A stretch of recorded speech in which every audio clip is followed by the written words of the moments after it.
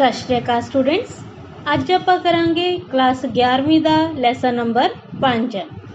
पर लैसन शुरू करन तो पहला चैनल नू सबसक्राइब जरूर करना। चैनल सबसक्राइब करन लई तुहाडी वीडियो के नीचे एक लाल रंग का सबसक्राइब बटन बनया होया है, उस दे उपर क्लिक करना है। चलो फिर आपां शुरू करदे अपना लैसन। सब तो पहला आपां करांगे कंप्यूटर प्रोग्रामिंग। की हुंदा है कंप्यूटर प्रोग्राम? कंप्यूटर प्रोग्राम हिदायतां दा एक सैट हुंदा है जो कंप्यूटर नूं विशेष काम करन लई दिता जांदा है। यह हिदायतां प्रोग्राम विच लिखी तरतीब अनुसार एक तो बाद एक करके लागू हुंदियां हन। मतलब देखो राजे, कंप्यूटर अपने आप तो कुछ नहीं करता, कंप्यूटर तो काम करवाने लई आपां नूं इसनूं हिदायतां देनियां पैंदियां। ठीक है, हिदायतां जदों आपां दिन्ने आ तां ओह एक प्रोग्राम बन जाता है। लेकिन जदों ज़्यादा सारे प्रोग्राम्स इकट्ठे हो जाते हैं वह बन जाता एक सॉफ्टवेयर। तां कंप्यूटर तो काम करवाने लई जो आपां हिदायतां दिन्ने आ उन्हां दे सैट नूं कहंदे आ कंप्यूटर प्रोग्राम। हुण कंप्यूटर प्रोग्राम के अंदर भी काफ़ी हिस्से होंगे है। किवें? सब तो पहला है शाखावां की होंदियां, मतलब ब्रांचिज। इसका भाव है कि हिदायतां दा एक समूह लागू करना जो एक फैसले के नतीजे ते निर्भर करता होवे। तो देखो शाखावां अगे किन्ने तरह दी होंदियां, go to, break, continue, return वगैरह। ये सारे की है ब्रांच स्टेटमेंट्स। अगे है कंडीशनल कंट्रोल स्टेटमेंट्स, या फिर जिन्होंने तुसी कह सकते हो फैसला करन वाले स्टेटमेंट्स की हुंदे है। प्रोग्राम विच यह स्टेटमेंट सिलसिलेवार स्ट्रक्चर दे नाल दिखाई दिंदे हन। यह दित्ती गई स्थिति की वैधता की जांच करन दे जिम्मेवार हुंदे हन अते विशेष प्रोग्राम नूं स्टेटमेंट लागू करते हैं, बशर्ते वह कंडीशन सही होवे ते कुछ विशेष स्टेटमेंट नूं छड्डदी होवे जो स्टेटमेंट्स गलत हुंदे हन। जिसका एग्जाम्पल अगर आप देखिए कि इफ एल्स हुंदा है, जिवें इफ कंडीशन आप लगाती, अगर कंडीशन सही है, कंडीशन मिलती है, मैच करती है, फिर तो आंसर आ जाएगा एक। अगर नहीं मैच करती तो आंसर आ जाएगा दूसरा। देखो हुण कंडीशनल कंट्रोल स्टेटमेंट्स किन्ने तरह के होंगे है। सब तो पहला हो गया इफ स्टेटमेंट, उस तो बाद है राजे इफ एल्स स्टेटमेंट, उस तो बाद है एल्स इफ स्टेटमेंट ते आखिरी है स्विच स्टेटमेंट। लूपिंग की हुंदा है? लूपिंग का भाव है हिदायतां दे एक समूह नूं मुड़-मुड़ लागू करना जां कुछ दित्ती गई गिनती लई होण जद तक लोड़ींदे हालातां दी पूर्ति नहीं हुंदी। हुण देखो ये लूपिंग स्टेटमेंट किन्ने तरह दी हुंदियां। सब तो पहला की हो गया फॉर स्टेटमेंट, उस तो बाद वाइल स्टेटमेंट, उस तो बाद डू वाइल स्टेटमेंट।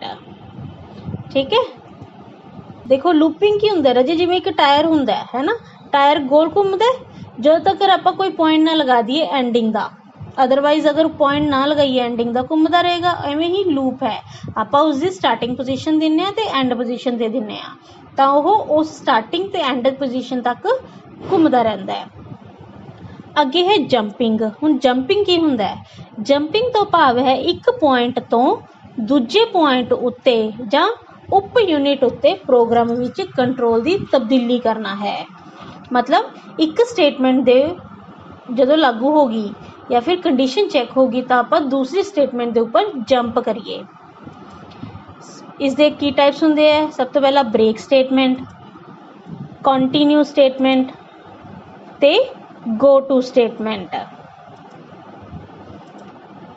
हुण अगे है रजे कि कंडीशनल कंट्रोल स्टेटमेंट्स दे डिटेल्स। सब तो पहला आप स्टडी करते हैं इफ स्टेटमेंट बारे। की हुंदा इफ स्टेटमेंट? इफ स्टेटमेंट का इस्तेमाल एक स्थिति नूं स्टेटमेंट दे लागू करन तो पहला जांचन लई वरतिया जाता है। जिवें इफ की हुंदा है अगर, इफ का मतलब की हुंदा है अगर, कि अगर कंडीशन सही है फिर तो ट्रू वाला आंसर आ जाएगा, नहीं तो फॉल्स वाला। जिवें कि तुसी पिक्चर विच देख रहे हो, विचाले तुहानूं एक स्टार दिखाई दे रहा है, उस दे विच कंडीशन लिखी जाती है। कंडीशन अगर सही है फिर तो ट्रू साइड ते आके आंसर आ जाएगा डू दिस।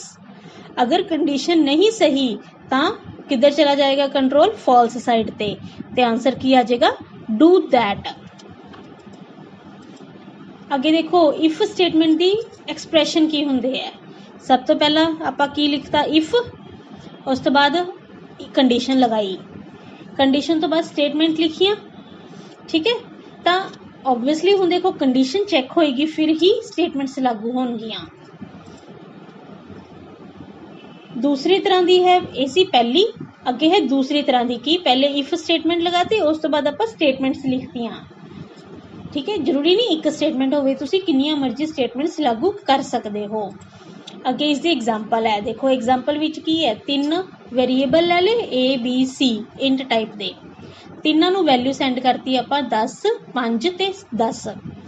अगे एक कंडीशन लगाई if A greater than B, मतलब अगर ए दी वैल्यू बी नालों वड्डी है तो की स्टेटमेंट आंसर आएगा सी बराबर C plus 5।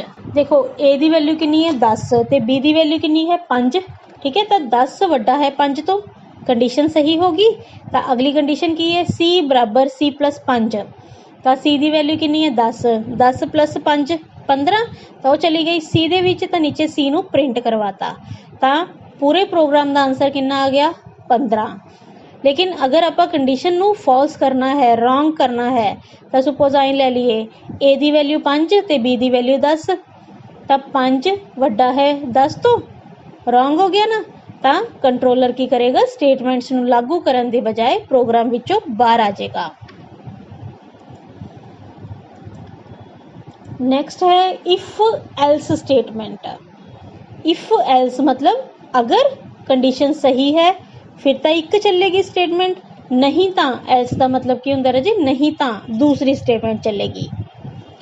Expression if statement which पहला मुलांकन किया जाता है, जेकर सही होवे तो स्टेटमेंट 1 लागू हुंदी है, जेकर नहीं है तो स्टेटमेंट 2 लागू हुंदी है। हुण अगर आप इसका सिंटैक्स देखिए तो राजे देखो पहले इफ वाली एक्सप्रैशन लिखता, अगर वो सही है फिर तो स्टेटमेंट 1 चलेगी, एल्स मतलब नहीं तो स्टेटमेंट 2 चलेगी। इसका एग्जाम्पल है वही ए बी सी, 3 वेरीएबल ले ले, ए दी वैल्यू दसती 10 बी दी वैल्यू 5, कंडीशन चेक की ए दी वैल्यू ग्रेटर दैन बी दी वैल्यू, 10 वड्डा है 5 तो, दसो सही है ना, सही है, इट मीनस आंसर की आ जाएगा राजे सी बराबर 5। ओके अगर यह कंडीशन हुई होंगी फॉल्स, लाइक अगर आप ए दी वैल्यू देती 5 ते बी दी वैल्यू देती 10, तो 5 वड्डा है 10 तो गलत हो जाता ना। तो स्टेटमेंट केड़ी नीचे वाली एग्जीक्यूट होंगी सी बराबर 7 वाली। तो हुण इस स्टेटमेंट का आंसर की आएगा सी बराबर 5, क्योंकि 10 वड्डा है 5 तो कंडीशन सही है। अगली कंडीशन है राजे स्विच स्टेटमेंट वाली। हुण स्विच स्टेटमेंट की हुंदा है, स्विच स्टेटमेंट विच अनेक स्टेटमेंट्स विचों एक नूं चुनिया जाता है जो कि पूर्ण अंक दे मुल ते जां कैर एक्सप्रैशन दे मुल ते आधारित हुंदा है। कीवर्ड केस दा अनुसारण पूर्ण अंक जां चिन्ह कॉन्स्टेंट द्वारा हुंदा है, पर एक केस मामले विच एक कॉन्स्टेंट दूजियां तो भिन्न हुंदा है। इस दे विच की हुंदा है जे स्विच स्टेटमेंट दे विच एक्सप्रैशन चैक की जाती है ते नीचे तुहानूं स्टेटमेंट्स की बजाय केस दिते जाते हैं। किवें अगर आप इसका सिंटैक्स देखिए तो सब तो पहला की है स्विच एक्सप्रैशन देता, उस तो बाद केस की वैल्यू देती केस 1, ठीक है। उस तो बाद केस 1 दियां स्टेटमेंट्स आ गई।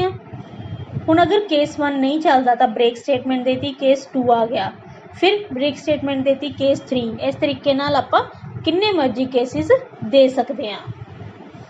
अगर इसकी एग्जाम्पल देखो प्रोग्राम दे विच पहले मेन स्टार्ट किया, इंट नाम का एक वेरीएबल ले लिया नम, उस दे विच वैल्यू देती 8।